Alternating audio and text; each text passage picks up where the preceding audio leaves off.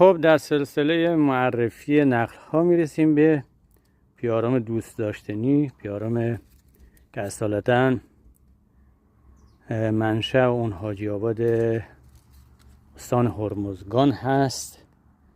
بسیار طعم خوب، شکل لوکس و میتونه یه خرمای تجاری به دلیل بسته‌بندی راحت، انتقال راحتش به مناطق دیگر کشور ازش نام برد. بعد از مجول باید بدون هر گونه جانبداری و نقض غرض خدمت رو عرض کنم که یکی از بهترین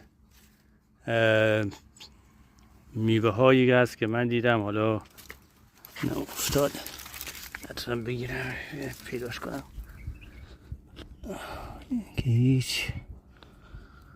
خیلی خوب، اینم رطبش هست که مشاهده میکنید